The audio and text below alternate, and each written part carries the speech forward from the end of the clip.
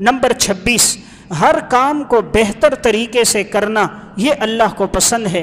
نبی اکرم صلی اللہ علیہ وسلم نے فرمایا وَلَكِنَّ اللَّهَ يُحِبُّ مِنَ الْعَامِلِ إِذَا عَمِلَ أَن يُحْسِنَ، اللہ کو یہ پسند ہے جب کوئی کاریگر کوئی کام کرے تو اچھے طریقے سے کرے۔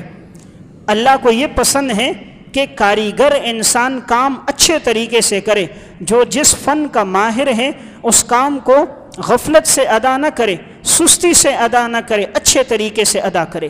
اب ایک آدمی مستری ہے، اسے کام پہ لگایا گیا، اب وہ اپنے کام میں سستی کرتا ہے، دیہاڑی پوری لے رہا ہے، کام میں سستی کر رہا ہے۔ مزدور اپنی مزدوری پوری لے رہا ہے، کام میں سستی کر رہا ہے۔ ایک آدمی موٹر سائیکل کا مکینک ہے، جنریٹر کا مکینک ہے، گاڑیوں کا ہے، رقم پوری لیتا ہے، کام اچھا نہیں کرتا۔ اللہ کو یہ پسند نہیں۔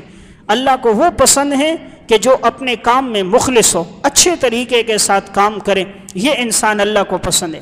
آج ہر ایک آدمی یہ حدیث سناتا تو نظر آتا ہے کہ مزدور کو اس کی مزدوری پسینہ خشک ہونے سے پہلے دے دو، لیکن آخر مزدور اپنا پسینہ تو نکالے۔ آج مزدور پسینہ ہی نہیں نکالتا۔ 8 بجے ڈیوٹی کا ٹائم ہے، 9 بجے آ رہا ہے، 5 بجے چھٹی ہے، آدھا گھنٹے پہلے جا رہا ہے۔ ڈیوٹی کے ٹائم کے اندر موبائل کا استعمال ہو رہا ہے، ڈیوٹی ٹائم میں دائیں بائیں گھوم رہا ہے، پھر رہا ہے، گفتگو میں لگا ہوا ہے، اپنے وقت کو ضائع کر رہا ہے۔ اگر کوئی سر پہ کھڑا ہے تو کام کرتا ہے، سر پہ کھڑا نہیں تو کام نہیں۔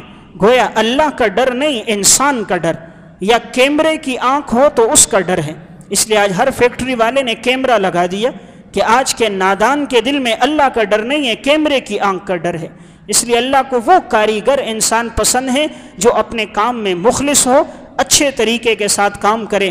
ایسے کاریگر کی زندگی میں اللہ برکت ڈالتا ہے، اس پر کبھی بے روزگاری نہیں آتی۔ آج جو مزدور کہتا ہے میں بے روزگار ہوں، کوئی مستری اور کاریگر کہتا ہے، وہ مخلص نہیں ہوتا۔ جو مخلص ہوتا ہے بے روزگار نہیں ہوتا۔ جو مخلص ہوتا ہے اس کے رزق میں برکت ہوتی ہے، اس کے پاس کام کرانے والوں کی لائنیں لگی ہوئی ہوتے ہیں، اس کے پاس خود ٹائم نہیں ہوتا، اتنے اس کے پاس لوگ آ رہے ہوتے ہیں۔ جس کی دکان خالی نظر آ رہی ہے اس کے کام میں اخلاص نہیں ہوگا، خیانت ہوگی، دھوکہ ہوگا، اس لیے رزق کی برکت ختم ہو گئی ہوگی۔